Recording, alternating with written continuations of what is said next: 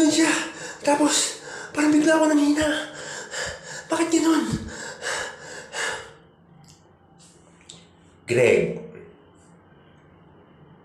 yung sinabi ko sa'yo, palagi kang magdasal, humingi ng patawad sa taas, at pasasalamat. Kung ano-ano kasing binabasa mo. Nay, talagang kitang-kita ng dalawang mata ko. Maniwala kayo sa akin. Ay, nako. Baka gutom lang yan. Dahil sa pag-aaral mo. Wala, sige na. Kumain ka na. May adobo ditong baboy, tsaka nilagyan ko ng itlog. Para na rin sa mga kapatid mo. At tsaka parating na rin yung tatay mo. Galing sa pagsasaka. Maganda ka na dyan ng mga makakain at maiinom nila. Okay? At may gagawin pa ako dito. Magtatahi pa ako ng pambentang damit para bukas sa bayan. At naghapunan na nga ng pampamilyang hapunan sila Lolo Greg, ang kanyang nanay, ang kanyang tatay, at ang kanyang 4 pang mga kapatid. Dahil si Lolo Greg ay panganay. Matapos ito, nagbalik na uli sa normal na pamumuhay si Lolo Greg. Kinabukasan na to. So, maga. Dahil linggo. Walang gawa. Si Lolo Greg, kasi pag Sabado, nag-aaral pa rin as a working student.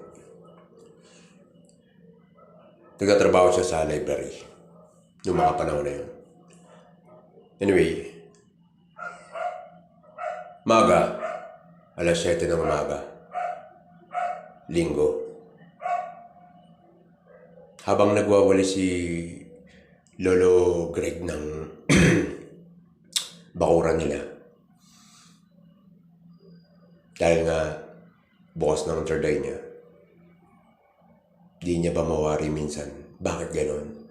May mga bagay na hindi talaga siya may paliwanag. At ang isang bagay na hindi may paliwanag ng sarili niya mismo ay ang nakita niya sa bakuran. Habang nagwawalis. Ay, napakaganda naman ng umagang to. Linggo. Walang pasok, walang trabaho. Ay. At habang nagwawalis si Lolo Greg sa bakuran nila, sa tabi ng bahay nila ay mayroong mangga. Manggang wala pa siya, di pa siya buhay ng mga panahon na yon, na galing pa sa ninuan nila, ay buhay na daw yun ayon sa kanyang ama. Ngayon, dahil nga walang pasok, walang trabaho, walang gawa, naisipan ni Lolo Greg na magwalis malapit sa mangga. At dito na nagsimula ang kalbaryo ng umaga.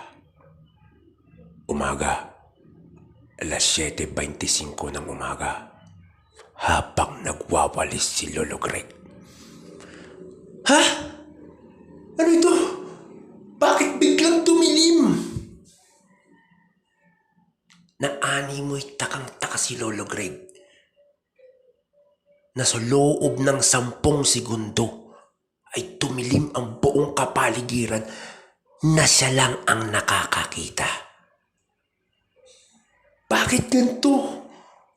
Ako lang ba ang nakakakita nito? Ha?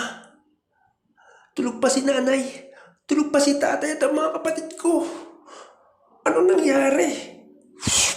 At biglang bumalik sa liwanag.